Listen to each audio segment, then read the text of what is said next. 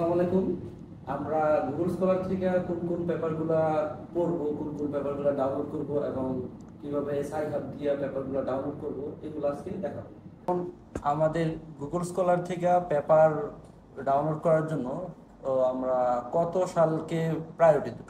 বেশিরভাগ ক্ষেত্রেই মানে মোস্ট অফ দা জার্নালের ক্ষেত্রেই লাস্ট 5 ইয়ার্সের পাবলিকেশনগুলোকে বেশি প্রেফারেন্স দেয় এবং রিভিউয়াররা সেই কমেন্ট করে যেন লাস্ট 5 ইয়ার্সের পেপারগুলো নিয়ে আসে। এক্ষেত্রে আমরা এই গুগল স্কলারে যখন আমাদের এই পেপারগুলো আসবে, আমরা এখানে কাস্টম রেঞ্জ দিয়া 2020 থেকে 2025 পর্যন্ত দিতে পারি। তারপরে সার্চ দিয়ে আমরা আমাদের পেপারগুলো সার্চ করতে পারি।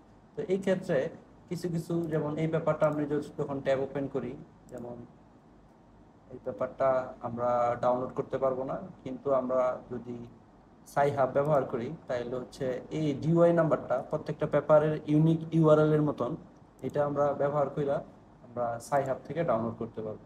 গুগলে আমরা সাই হাব ট্যাব ওপেন করার পরে এই সাই হাবে যাব, তারপরে যে ডিওয়াইটা এখানে কপি করব।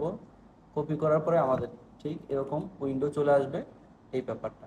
যেমন আমরা এই impact of big data analytics এই পেপারটা আমরা এখানে কিন্তু ডাউনলোড করতে পারি নাই।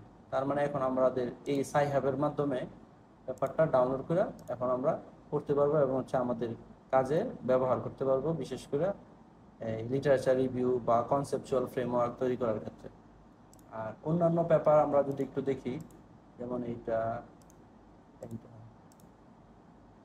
এগুলো আমাদের হচ্ছে ইয়া দিয়ে ডাউনলোড করতে হবে, আবার এটাও সার্চ দিয়ে বের করতে হবে। অনেক পেপারগুলো আবার আমরা নিজেরাই ডাউনলোড করতে পারি। যেমন যেমন এইটা হচ্ছে আমাদের এই ডাউনলোড পিডিএফ অপশনে আছে, তাহলে আমরা এখানে ক্লিক করলে ডাউনলোড হয়ে যাবে। তারপরে এটাতে ভিউ পিডিএফ হলে আমাদের এটাও ডাউনলোড করতে পারবো। অর্থাৎ তাহলে আমাদের এই লিটারেচার রিভিউ বা কনসেপচুয়াল ফ্রেমওয়ার্ক তৈরি করার ক্ষেত্রে এটা খুব কাজে দিবে আর কি। আর সবাইকে ধন্যবাদ।